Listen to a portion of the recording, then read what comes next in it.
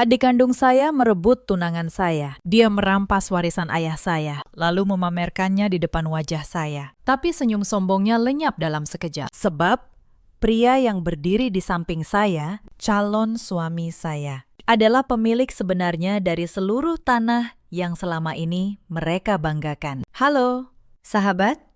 Selamat datang kembali di kanal ini, tempat kita berbagi kisah-kisah kehidupan yang penuh pelajaran. Kisah hari ini berjudul Adik yang Merampas Segalanya. Sebuah cerita tentang pengkhianatan, kesabaran, dan karma yang datang tepat pada waktunya. Siapkan teh hangat kalian, dan mari kita mulai. Aroma tanah basah bercampur bunga melati menusuk hidung saya. Hujan turun rintik-rintik di pemakaman itu. Seolah langit pun ikut berduka. Saya berdiri kaku, membungkus tubuh dengan pakaian hitam sederhana. Tangan saya memegang payung yang melindungi dari gerimis. Pandangan saya kosong, tertuju pada gundukan tanah merah yang masih basah di hadapan saya. Di bawah tanah itu, terbaring pria yang paling saya cintai di dunia, ayah saya. Sudah 3 tahun saya tidak menginjakan kaki di kota kelahiran saya. Dan kepulangan saya kali ini justru disambut oleh duka yang paling dalam. Nama saya Tika, saya 32 tahun. Selama 3 tahun terakhir, saya membangun hidup baru di Jakarta. Saya seorang arsitek, pemilik sebuah firma rancang bangun kecil yang perlahan tumbuh besar. Saya membangunnya dari nol, dengan tangan saya sendiri, tanpa sepeser pun bantuan dari keluarga. Saya sudah belajar satu hal pahit dalam hidup, bahwa harga diri tidak bisa diberikan orang lain. Ia harus diperjuangkan sendiri. Selama 3 tahun itu, saya memutus semua kontak dengan keluarga saya, kecuali dengan ayah. Sesekali kami bertukar kabar lewat telepon. Suaranya selalu lembut, selalu menanyakan apakah saya makan dengan baik. Saya tidak sanggup berhadapan dengan luka lama yang mengendap di rumah itu. Maka saya memilih pergi jauh. Namun kini, satu-satunya alasan saya untuk pulang telah terbaring kaku di bawah sana. Keheningan duka itu mendadak terkoyak. Suara raungan mesin mobil Eropa membelah jalanan pemakaman. Sebuah Mercedes putih mengkilap berhenti tepat di tepi area makam. Warnanya terlihat sangat kontras dengan suasana muram di sekeliling kami. Pintu mobil terbuka. Dari dalamnya turun sepasang manusia yang tampak lebih pantas menghadiri karpet merah daripada sebuah pemakaman. Itu adik saya, Bella. Ia melangkah turun dengan anggun. Alih-alih pakaian berkabung, ia mengenakan gaun hitam rancangan desainer yang melekat di tubuhnya, lengkap dengan perhiasan emas putih yang mencolok dan kacamata hitam besar bermerek. Sepatu hat tingginya yang bersol merah menancap di tanah becek, membuat wajahnya sedikit berkerut jijik. Di belakangnya, seorang pria sigap memayungi tubuh Bella. Faris, mantan tunangan saya. Ia mengenakan setelan abu-abu mahal. Dagunya terangkat arogan. Ia berusaha keras memancarkan aura seorang eksekutif muda yang sukses. Kedatangan mereka mengundang bisik-bisik dari para pelayat. Tidak ada setetes pun air mata di wajah Bella. Ia bahkan tidak mendekat ke liang lahat saat doa-doa dipanjatkan.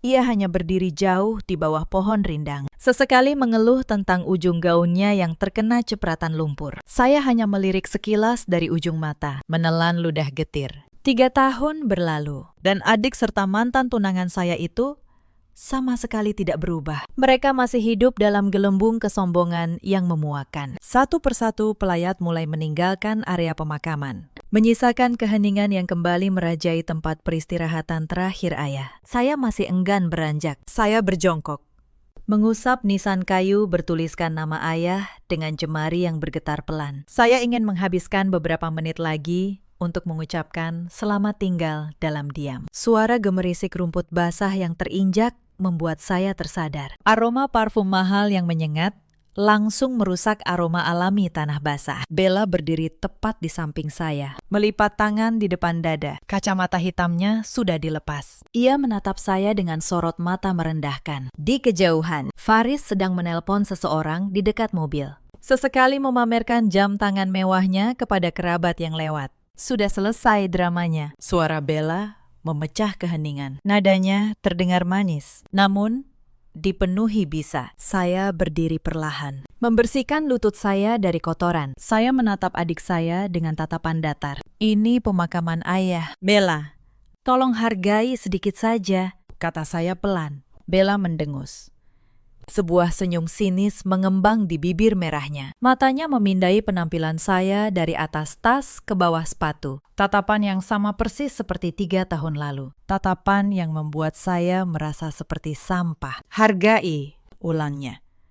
Yang menemani ayah sampai akhir, itu aku. Kak, bukan kamu. Kamu yang kabur ke Jakarta. Kamu yang tidak pernah pulang. Jadi, jangan sok suci di sini. Setiap kata yang ia ucapkan menusuk. Bukan karena saya merasa bersalah, tapi karena ia tahu betul mengapa saya pergi. Dan ia berpura-pura lupa.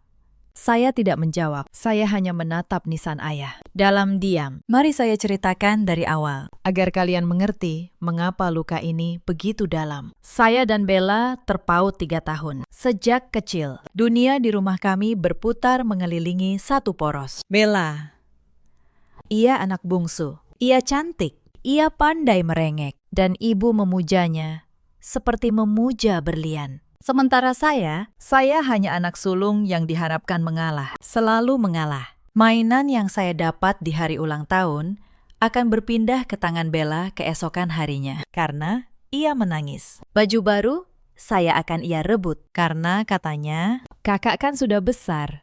Dan setiap kali saya protes, Ibu akan berkata dengan nada lelah, kamu kakaknya. Tika mengalah sedikit, kenapa sih? Hanya ayah yang berbeda. Hanya ayah yang diam-diam menyelipkan uang jajan tambahan ke saku saya. Hanya ayah yang memuji nilai-nilai bagus saya di sekolah. Hanya ayah yang berkata, kamu anak yang kuat, nak. Suatu hari nanti, kamu akan membuat ayah bangga. Maka saya tumbuh dengan satu tekad, membuktikan diri. Saya belajar mati-matian. Saya mendapat beasiswa arsitektur di universitas ternama. Saya bekerja paruh waktu untuk biaya hidup. Dan setelah lulus, saya mulai merintis karir. Pelan, tapi pasti. Lalu, di usia 28, saya bertunangan dengan Faris. Faris adalah teman satu kampus. Dulu, ia tampak sederhana, ambisius, penuh mimpi. Ia mengejar saya selama bertahun-tahun. Dan saya, yang sejak kecil tak pernah benar-benar dicintai, akhirnya luluh. Saya pikir saya menemukan rumah dalam dirinya. Saya pikir akhirnya ada seseorang yang memilih saya. Bukan Bella. Betapa bodohnya saya saat itu. Pertunangan kami sederhana, hangat.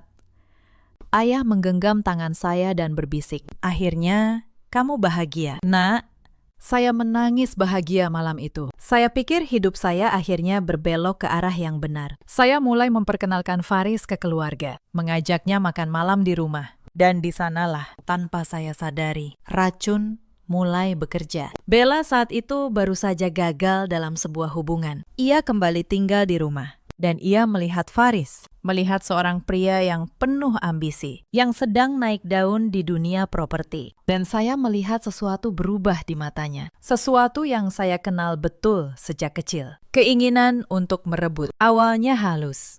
Bella mulai sering kebetulan ada saat Faris berkunjung. Ia akan menyuguhkan kopi, tertawa renyah di setiap leluconnya, memuji setiap rencana bisnisnya. Saya yang sibuk dengan proyek-proyek firma saya, tidak punya banyak waktu. Maka, saya bersyukur. Naif sekali bahwa adik dan calon suami saya bisa akrab. Saya tidak tahu bahwa keakraban itu adalah awal dari kehancuran saya. Retakan pertama itu muncul beberapa bulan kemudian. Suatu malam, saya pulang lebih awal dari biasanya. Sebuah proyek dibatalkan. Dan saya ingin mengejutkan Faris dengan makan malam berdua. Saya mampir ke apartemennya, membawa kunci yang ia berikan. Lampu menyala redup. Dan di sofa ruang tamu, saya melihat dua siluet yang terlalu dekat, Bella dan Faris. Mereka tidak melakukan apapun yang vulgar, hanya duduk berdekatan, tertawa.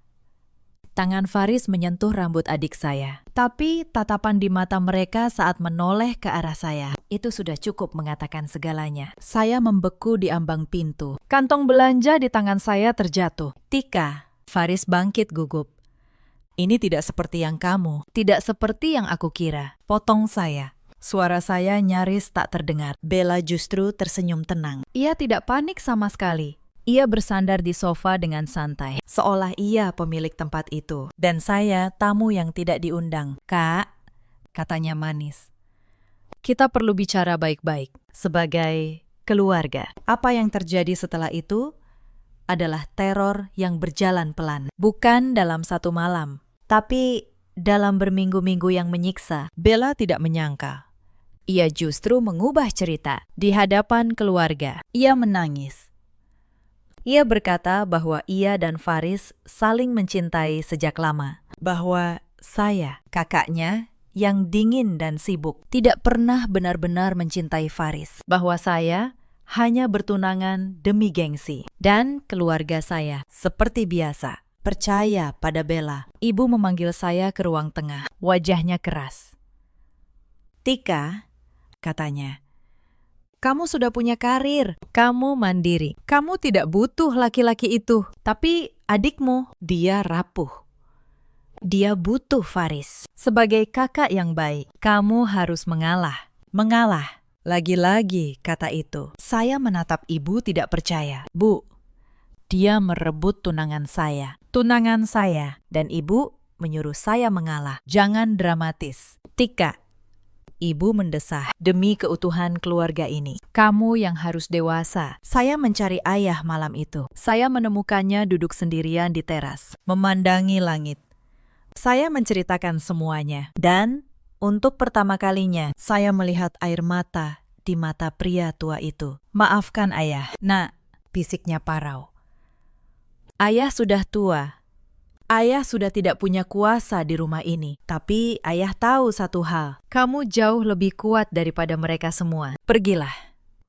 Bangun hidupmu. Jangan biarkan tempat ini meracunimu." Itu adalah nasihat terbaik yang pernah ia berikan. Tapi penghinaan itu belum selesai. Beberapa hari kemudian, Faris datang ke kantor saya. Ia tidak datang untuk meminta maaf. Ia datang membawa map. Di dalamnya surat-surat.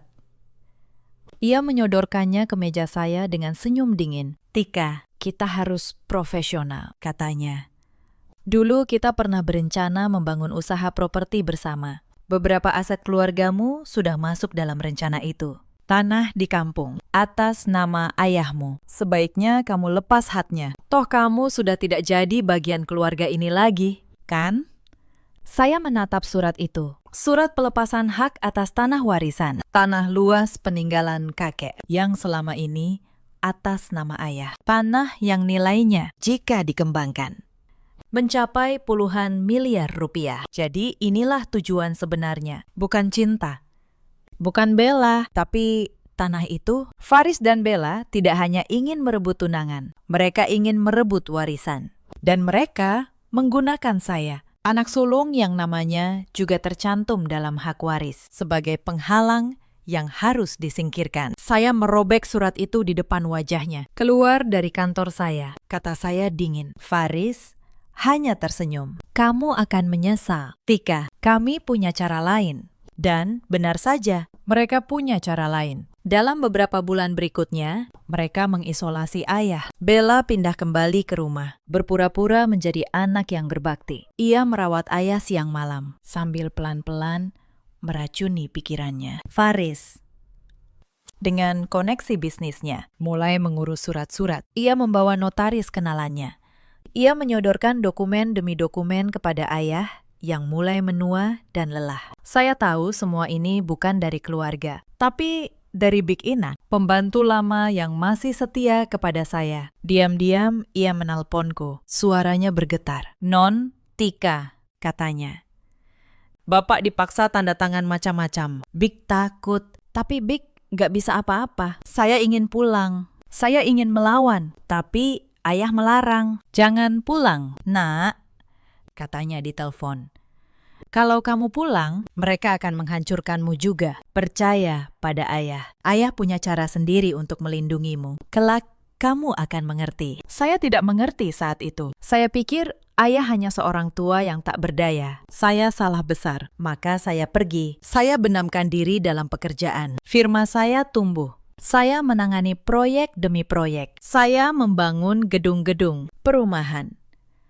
kawasan komersial. Nama saya mulai dikenal di kalangan pengembang. Saya menutup luka lama dengan kerja keras. Dan di tengah perjalanan itu, saya bertemu seseorang. Namanya Arya. Kami bertemu dalam sebuah lelang proyek besar. Ia adalah pemilik salah satu grup pengembang properti terbesar di negeri ini. Pria yang tenang, rendah hati, dan tidak suka pamer. Banyak orang tidak tahu siapa dia sebenarnya karena ia jarang muncul di publik. Ia lebih suka bekerja dalam diam, membiarkan hasil yang berbicara. Mulanya kami hanya rekan bisnis. Firma saya mengerjakan beberapa desain untuk proyeknya. Tapi pelan-pelan, sesuatu tumbuh di antara kami. Sesuatu yang tenang, sehat, dan jujur. Berbeda jauh dari apa yang pernah saya rasakan bersama Faris. Arya tidak pernah menuntut saya mengalah. Ia menghargai pekerjaan saya. Ia mendengarkan cerita-cerita pahit saya tanpa menghakimi. Dan suatu malam, di bawah langit Jakarta, ia melamar saya. Dengan sederhana, dengan tulus, saya berkata,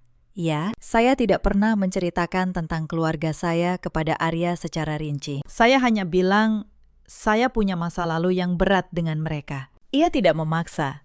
Ia hanya berkata, kapanpun kamu siap, aku akan ada. Lalu, telepon itu datang. Suara Big Ina terisak.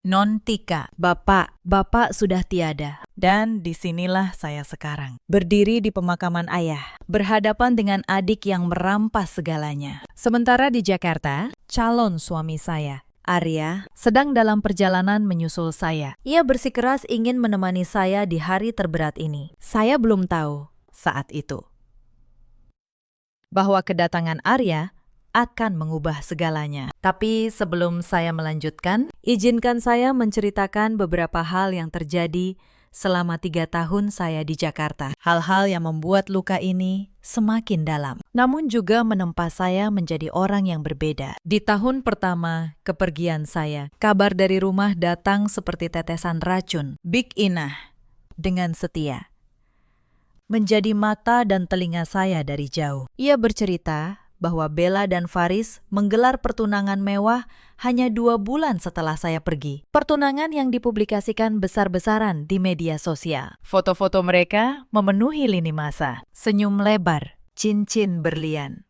Pesta di Hotel Bintang 5. Seolah ingin memastikan kabar itu sampai ke telinga saya. Seolah penghinaan saja belum cukup. Saya melihat foto-foto itu 1 kali. Lalu saya tutup ponsel saya. Saya tidak menangis. Saya hanya kembali bekerja. Larut malam itu, saya menyelesaikan 3 desain sekaligus. Rasa sakit ternyata adalah bahan bakar yang sangat kuat. Tapi mereka tidak puas hanya dengan merebut. Mereka juga ingin memastikan saya tidak bisa bangkit. Beberapa bulan setelah saya merintis firma sendiri, saya hampir memenangkan kontrak pertama yang besar. Sebuah proyek perumahan dari seorang pengusaha lokal. Saya sudah mempresentasikan desain saya, dan klien itu sangat tertarik. Saya bahkan sudah membayangkan, inilah awal kebangkitan saya. Lalu, tiba-tiba, klien itu membatalkan semuanya tanpa alasan jelas. Belakangan, saya tahu dari seorang kenalan bahwa Farislah yang menghubungi pengusaha itu. Ia menyebarkan fitnah tentang saya. Ia bilang, saya tidak bisa dipercaya, bahwa saya kabur dari keluarga karena masalah utang dan berbagai kebohongan lain. Faris menggunakan nama dan koneksinya untuk menjatuhkan saya, bahkan di kota yang berbeda. Saat itu, saya benar-benar terpukul. Saya duduk sendirian di kantor kecil saya yang baru, di tengah malam, bertanya-tanya, apakah saya akan selamanya dikejar oleh bayang-bayang mereka? Tapi kemudian saya teringat kata-kata ayah, kamu jauh lebih kuat daripada mereka semua. Maka, saya bangkit lagi. Saya mencari klien lain. Saya bekerja 2 kali lebih keras. Saya membuktikan kualitas saya melalui hasil, bukan melalui omongan. Dan pelan-pelan, reputasi saya tumbuh. Justru karena karya saya berbicara sendiri. Apa yang Faris kira akan menghancurkan saya, justru menjadi tempaan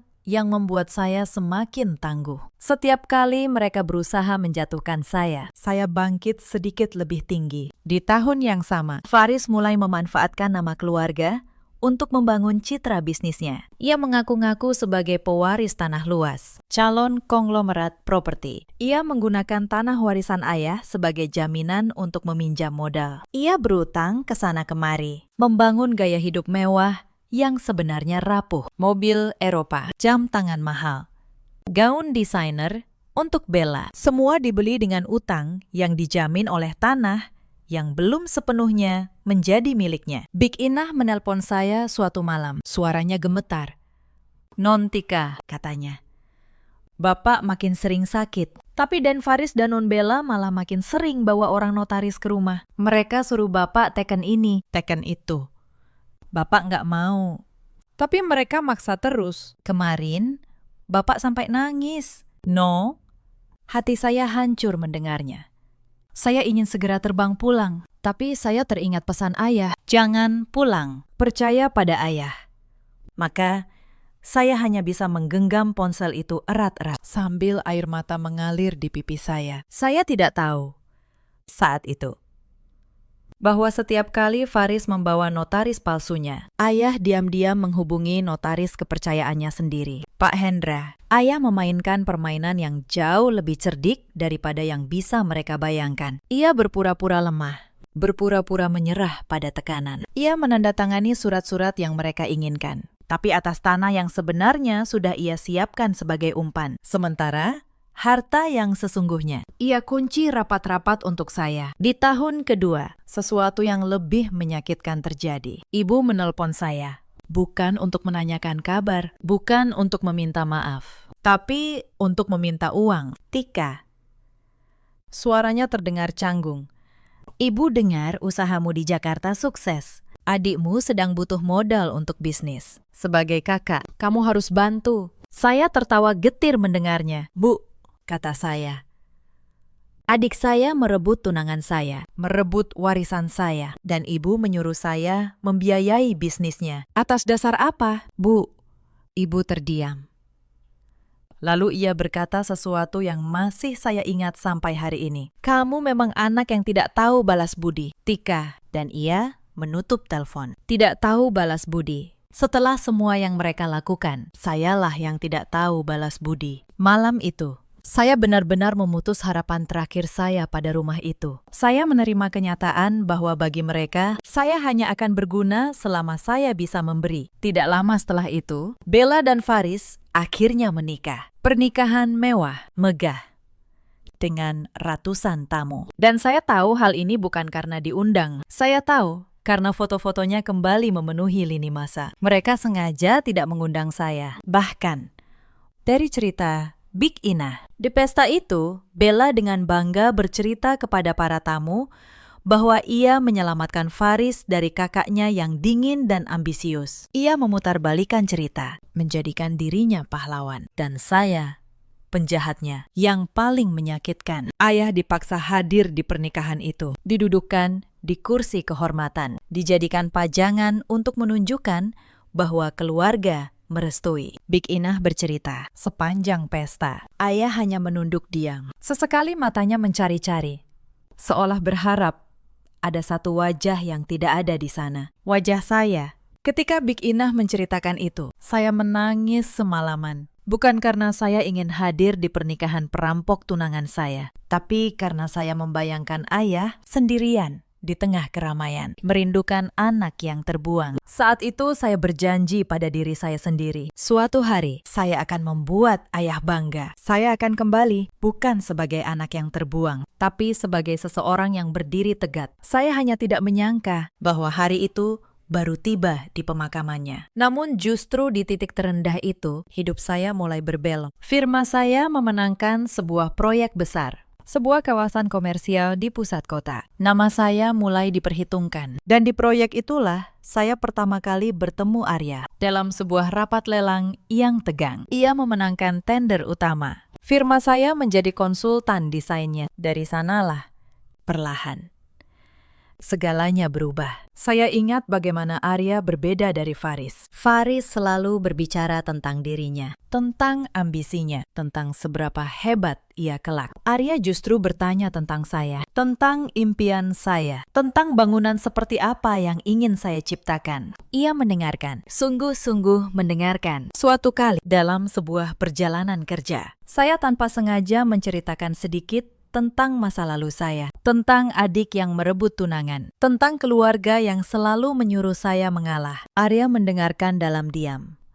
Lalu ia berkata, orang yang menyerah pada keserakahan akan kehilangan segalanya pada akhirnya. Tapi orang yang bertahan dengan kejujuran akan menuai hasilnya. Mungkin tidak hari ini, tapi pasti suatu hari nanti. Saya tidak tahu saat itu betapa benar kata-katanya. Di tahun ketiga, beberapa bulan sebelum ayah meninggal, terjadi sesuatu yang menjadi titik balik. Faris, yang terlilit utang, memutuskan untuk segera menjual seluruh tanah warisan. Ia butuh uang besar untuk menutupi utang-utangnya yang menumpuk. Ia mendatangi berbagai grup pengembang, menawarkan tanah itu dengan harga tinggi. Salah satu grup yang ia datangi, tanpa ia ketahui, adalah grup milik Arya. Tim hukum Arya menerima berkas penawaran itu. Mereka mulai menelitinya, sebagaimana prosedur biasa. Dan di sanalah, secara kebetulan, yang seperti diatur oleh takdir. Dua dunia saya bertabrakan. Arya tidak tahu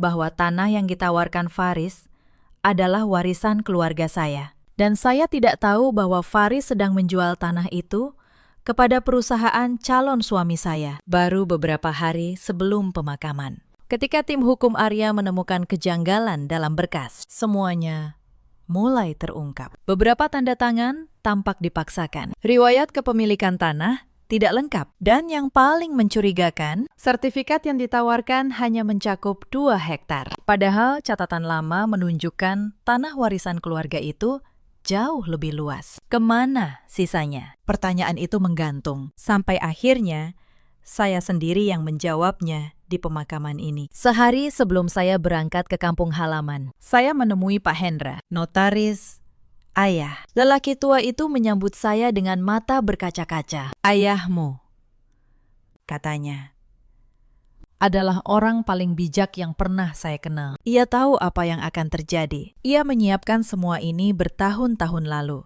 demi melindungimu. Nak, ia menyerahkan sebuah map tebal kepada saya. Di dalamnya, akta hibah asli atas tanah 5 hektar yang paling bernilai, tertanggal 3 tahun lalu, lengkap dengan tanda tangan ayah, para saksi, dan stempel resmi. Juga ada sebuah surat tulisan tangan ayah untuk saya, dan rekaman suara, di mana ayah menjelaskan semua tekanan yang ia alami, sebagai bukti seandainya suatu hari diperlukan. Saya membaca surat itu sambil menangis. Anakku Tika, tulis ayah.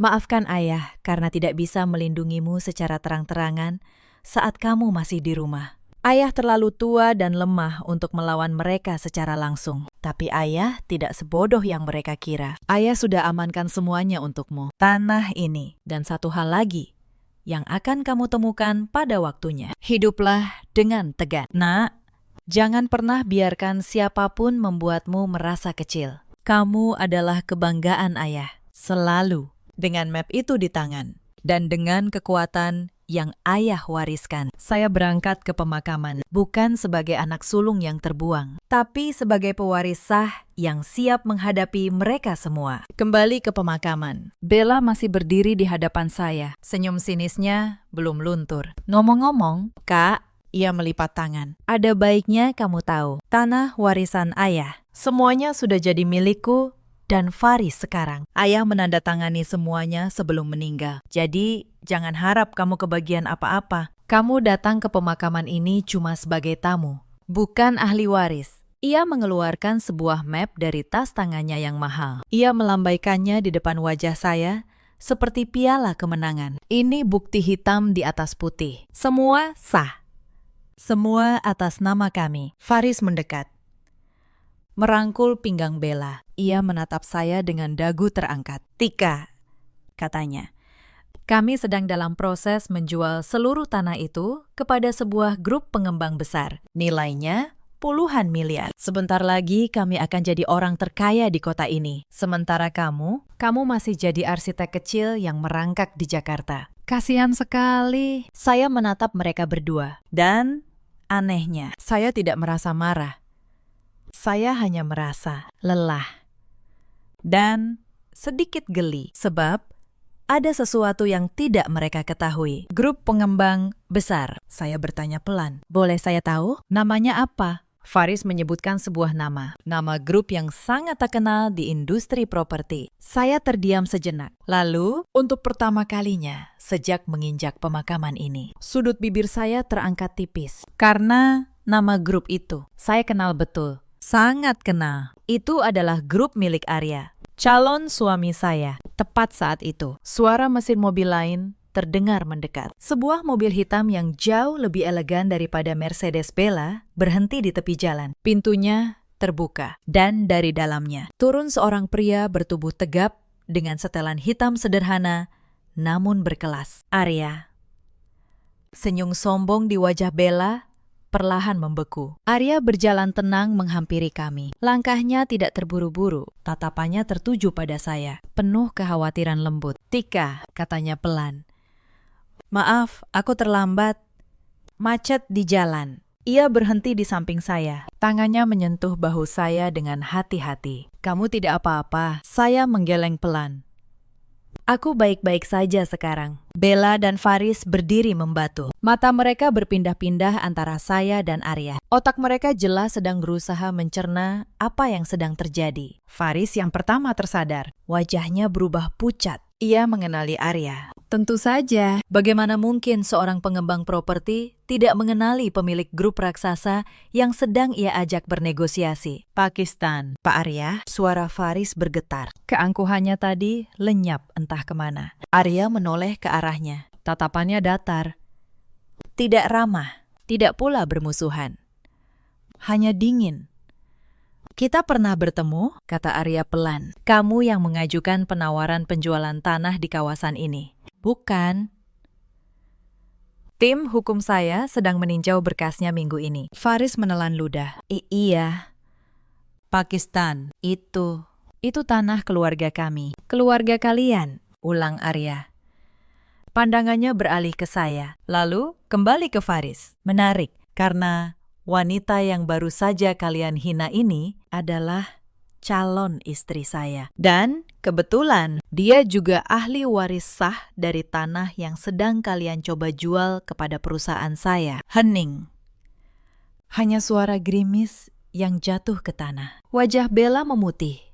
Map kemenangan yang tadi ia lambaikan kini tergantung lemas di tangannya. Tapi pukulan sesungguhnya belum datang. Saya mengambil napas. Lalu saya berbicara. Tenang, setiap kata terukur. "Bella, Faris, kalian pikir kalian sudah menang. Kalian pikir surat-surat yang kalian paksakan kepada ayah itu membuat kalian pemilik segalanya." Saya menatap mereka satu persatu. "Tapi ada hal yang tidak ayah ceritakan kepada kalian. Sesuatu yang hanya ia ceritakan kepada saya melalui seorang notaris yang ia percaya." Saya teringat percakapan terakhir saya dengan ayah 2 minggu sebelum ia meninggal. Suaranya lemah, tapi pikirannya jernih. "Nak," katanya saat itu, "ayah sudah menyiapkan semuanya. Mereka boleh mengambil yang di permukaan, tapi yang sebenarnya sudah ayah amankan untukmu. Temui Pak Hendra, notaris ayah, kalau waktunya tiba." Dia menyimpan semuanya. Saat itu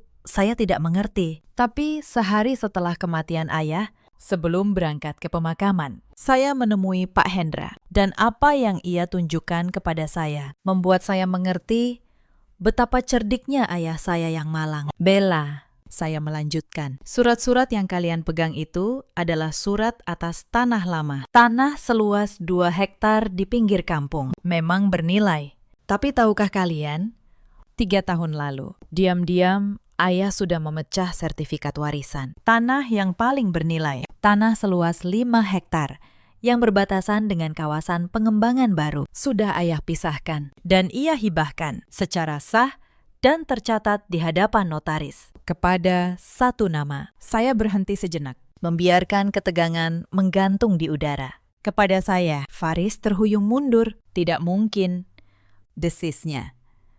Itu tidak mungkin. Semua surat ada pada kami. Yang ada pada kalian hanya surat tanah yang ayah biarkan kalian ambil, kata saya. Umpan, Faris. Kalian terlalu sibuk merebut yang berkilau di permukaan, sampai tidak sadar bahwa yang sesungguhnya berharga sudah berpindah tangan jauh sebelum kalian bergerak. Arya mengeluarkan ponselnya. Ia menunjukkan sebuah dokumen pada layar. Dan kebetulan, katanya pelan, tanah 5 hektar itu adalah satu-satunya akses jalan menuju seluruh kawasan ini. Tanpa tanah itu, 2 hektar milik kalian terkurung total. Tidak ada nilainya untuk dikembangkan. Perusahaan saya tidak akan pernah membeli tanah yang tidak punya akses. Itu sebabnya tim hukum saya menolak penawaran kalian 3 hari yang lalu. Mereka tidak tahu. Tentu saja, mereka tidak tahu. Mereka begitu sibuk merayakan kemenangan palsu mereka. Jadi tanah yang kalian banggakan, saya menyimpulkan, yang kalian pikir akan membuat kalian kaya raya. Sebenarnya hanya sebidang tanah terkurung yang nyaris tak ada harganya, tanpa jalan keluar. Sama persis seperti posisi kalian sekarang. Bella menjatuhkan map di tangannya ke tanah becek. Lututnya gemetar. Tidak.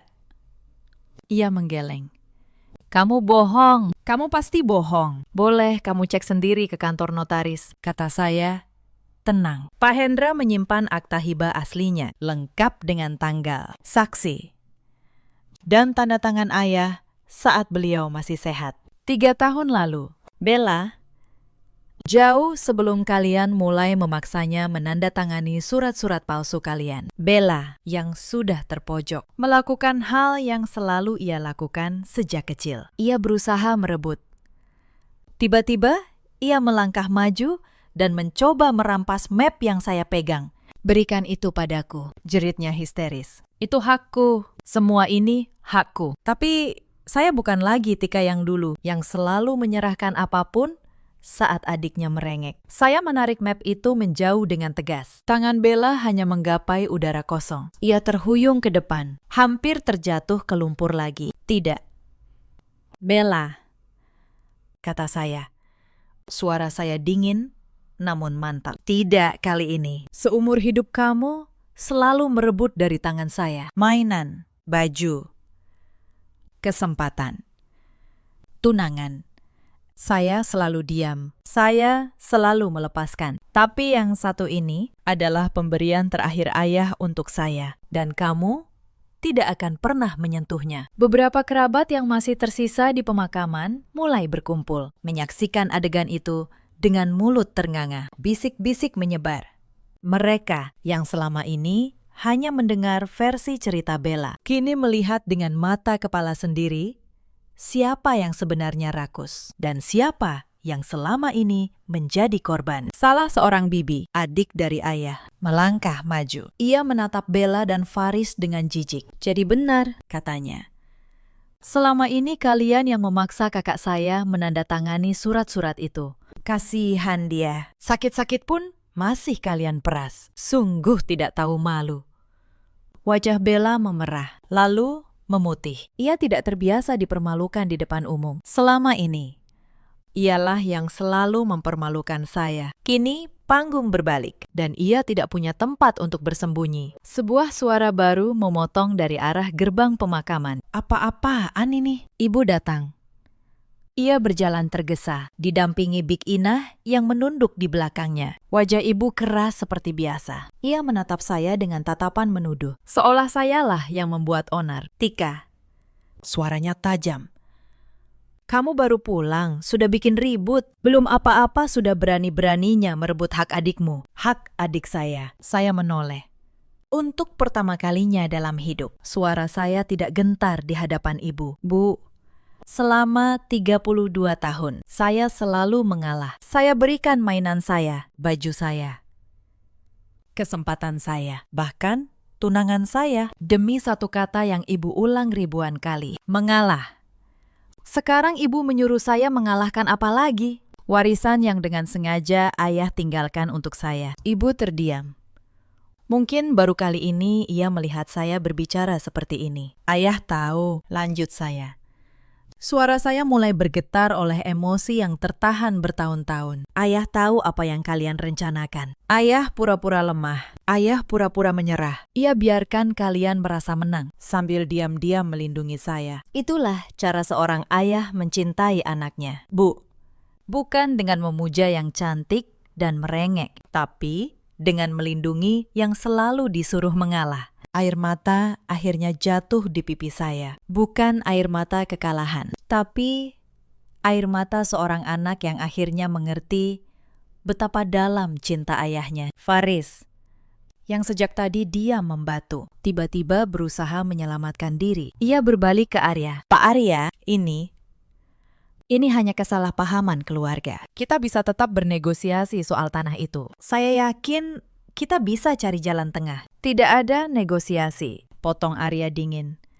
Tim hukum saya sudah menemukan kejanggalan dalam berkas yang kamu ajukan. Beberapa tanda tangan pada surat pelepasan hak tampak dipaksakan. Ada saksi yang menyatakan bahwa almarhum dalam kondisi tidak sehat saat menandatangani sebagian dokumen. Itu bukan hanya soal jual beli yang gagal. Faris, itu indikasi pemalsuan dan pemaksaan terhadap orang tua yang sakit. Itu pidana. Wajah Faris benar-benar hancur sekarang. Keringat dingin membasahi dahinya meski udara begitu sejuk. Big Inah bersedia menjadi saksi. Saya menambahkan pelan. Ia melihat sendiri bagaimana kalian memaksa ayah menandatangani surat-surat itu di hari-hari terakhirnya. Pak Hendra juga menyimpan rekaman pesan suara dari ayah yang menceritakan tekanan yang kalian berikan. Semua sudah ada. Hitam di atas putih. Bella terduduk di tanah becek. Gaun desainernya yang mahal kini berlumur lumpur. Ia menangis. Tapi kali ini tidak ada satupun yang bergerak untuk menghiburnya. Bahkan Faris pun melangkah mundur menjauhinya, seolah ingin memisahkan diri dari kapal yang sedang tenggelam. Faris, Bella menatap pria itu dengan mata berkaca. Kamu mau kemana? Kita kan bersama. Faris tidak menjawab. Ia hanya menatap Bella dengan tatapan yang tidak lagi penuh cinta, hanya penuh perhitungan. Dan dalam tatapan itu, saya melihat kebenaran yang pahit. Faris tidak pernah mencintai Bella, sama seperti ia tidak pernah benar-benar mencintai saya. Yang ia cintai hanyalah tanah, uang, dan ambisi. Bella hanya alat untuk mendekati warisan itu, sama seperti saya dulu. Hanya pintu masuknya. Dan kini, ketika harta itu lenyap, ia tidak punya alasan lagi untuk bertahan. Saya menatap mereka berdua, adik yang merampas segalanya, dan pria yang menjual hati nuraninya demi uang. Mereka saling menghancurkan, tanpa perlu saya angkat satu jari pun. Saya berbalik. Saya berlutut sekali lagi di depan nisan ayah. Saya mengusap namanya pelan. Terima kasih, ayah, bisik saya. Terima kasih sudah melindungi saya. Bahkan setelah ayah pergi, saya mengerti sekarang. Saya mengerti semuanya. Arya berlutut di samping saya. Ia tidak berkata apa-apa. Ia hanya menggenggam tangan saya. Dan kehadirannya yang tenang itu lebih berarti daripada 1000 kata. Beberapa minggu setelah pemakaman, proses hukum berjalan. Tim pengacara saya bersama tim hukum Arya mengajukan gugatan pembatalan atas seluruh surat yang dipaksakan kepada ayah. Dengan bukti dari Big Inah, rekaman suara ayah, dan keterangan Pak Hendra, pengadilan akhirnya membatalkan semua dokumen palsu itu. Tanah 2 hektar yang Bella dan Faris banggakan kembali masuk ke dalam harta warisan yang sah. Dan karena ayah telah menghibahkan bagian utama kepada saya, sayalah yang kini memegang kendali atas seluruh warisan keluarga. Saya tidak mengusir ibu, meski hati saya pernah ingin. Saya tetap memberinya tempat tinggal yang layak, biaya hidup yang cukup. Bukan karena ia pantas, tapi karena saya tidak ingin menjadi seperti mereka. Saya tidak ingin kebencian merampas kemanusiaan saya, seperti keserakahan telah merampas kemanusiaan mereka. Ibu, untuk pertama kalinya, datang ke rumah saya. Ia menunduk. Ia meminta maaf. Dengan suara yang tidak pernah saya dengar sebelumnya. Ibu salah. Tika, katanya. Selama ini, ibu salah. Ibu terlalu memanjakan Bella sampai ia jadi seperti itu. Dan ibu terlalu keras padamu sampai hampir kehilanganmu. Saya tidak langsung memaafkan. Luka seperti ini tidak sembuh dalam semalam. Tapi saya mengangguk. Mari kita mulai dari awal. Bu, pelan-pelan soal Faris. Ia menghilang dari kota. Usaha propertinya bangkrut setelah skandal pemaksaan dokumen itu tersebar di kalangan pengembang. Tidak ada lagi yang mau bekerja sama dengannya. Reputasinya hancur. Pria yang dulu mengangkat dagunya tinggi-tinggi itu kini tak berani menunjukkan wajahnya. Dan Bella ditinggalkan semua orang. Faris pergi. Teman-teman kelas atasnya yang dulu mengelilinginya karena uang perlahan menjauh saat uang itu tak ada lagi. Ia yang seumur hidup tidak pernah belajar berdiri di atas kaki sendiri, kini harus menghadapi dunia tanpa topeng kemewahan. Saya dengar ia kini tinggal di sebuah kontrakan kecil, bekerja serabutan. Karma ternyata tidak pernah meleset. Suatu hari ia datang ke rumah saya. Wajahnya kuyu, jauh dari Bella yang dulu. Ia menangis di depan pintu. Kak, isaknya. Maafkan aku tahu aku salah. Aku tidak punya siapa-siapa lagi. Saya menatapnya lama. Adik yang dulu merampas mainan, baju, tunangan, dan hampir merampas warisan saya. Adik yang tidak pernah sekalipun meneteskan air mata tulus untuk ayah. Kini berdiri di depan saya, hancur. Saya tidak membalas dendam dengan kekejaman. Saya tidak menutup pintu di depan wajahnya. Tapi saya juga tidak membiarkannya masuk begitu saja. Bella, kata saya tidak akan menghancurkanmu, tapi saya juga tidak akan menyelamatkanmu. Kalau kamu ingin hidup baru, kamu harus membangunnya sendiri, dengan tanganmu sendiri, seperti yang dulu saya lakukan. Saat kalian semua meninggalkan saya memberinya pekerjaan, bukan posisi tinggi. Hanya pekerjaan biasa di salah satu kantor relasi saya, di mana ia harus mulai dari bawah, belajar arti kerja keras yang sebenarnya. Apakah ia akan berubah? Saya tidak tahu. Itu adalah perjalanannya sendiri sekarang. Saya dan Arya menikah 6 bulan kemudian. Pernikahan kami sederhana, hangat, jauh dari gemerlap yang dulu Bella banggakan, tapi penuh cinta yang tulus. Di hari pernikahan saya membawa setangkai melati ke makam ayah. Saya letakkan di atas nisannya. Ayah, bisik saya bahagia sekarang. Sungguh bahagia. Terima kasih telah percaya pada saya. Bahkan saat tidak ada orang lain yang percaya. Angin sore berembus pelan, membawa aroma melati. Dan untuk sesaat, saya merasa ayah tersenyum dari tempatnya beristirahat. Cerita ini mengajarkan satu hal, bahwa keserakahan mungkin menang untuk sementara, tapi kebenaran, kesabaran, dan kasih yang tulus pada akhirnya selalu menemukan jalannya. Jangan pernah meremehkan orang yang selalu disuruh mengalah, karena dalam diam mereka sedang membangun kekuatan yang tidak kalian lihat. Dan jangan pernah berpikir bahwa kelicikan bisa mengalahkan ketulusan seorang ayah yang melindungi anaknya. Di luar sana, ada banyak perempuan seperti saya dulu. Anak sulung yang selalu disuruh mengalah, yang cintanya dianggap kewajiban, yang air matanya dianggap drama. Jika kalian salah satunya, dengarkan saya. Kalian tidak harus terus mengalah. Harga diri kalian bukan milik orang lain untuk diinjak. Di luar sana, ada juga pria-pria seperti Faris yang mendekati seseorang bukan karena cinta, tapi karena perhitungan, yang menukar hati nurani dengan harta. Mereka mungkin menang sesaat, tapi pada akhirnya mereka akan ditinggalkan oleh semua orang, bahkan oleh keserakahan mereka sendiri. Dan di luar sana, ada pula orang tua seperti ibu saya yang membedakan kasih di antara anak-anaknya, yang memanjakan satu dan menelantarkan yang lain. Tanpa sadar, mereka sedang menanam benih kehancuran dalam keluarganya sendiri. Kasih yang adil adalah warisan paling berharga yang bisa diberikan orang tua. Lebih berharga daripada tanah, daripada emas, daripada apapun. Bella kini sedang belajar berdiri di atas kakinya sendiri. Faris menghilang ditelan rasa malunya. Ibu perlahan belajar mencintai dengan benar. Dan saya, anak sulung yang dulu selalu disuruh mengalah, kini berdiri tegak dengan keluarga baru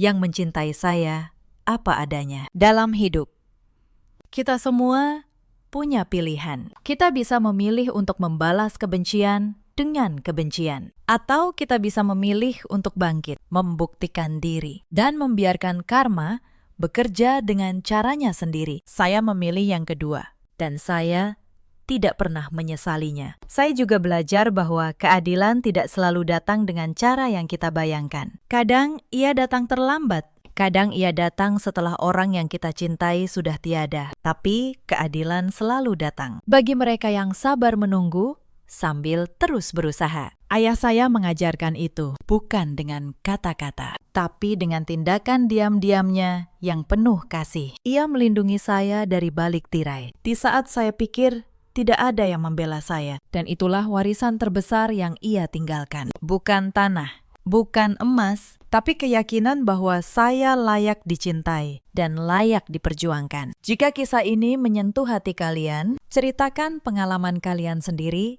di kolom komentar. Mungkin ada seseorang di luar sana yang sedang membutuhkan kekuatan dari cerita kalian. Terima kasih sudah menemani saya sampai akhir.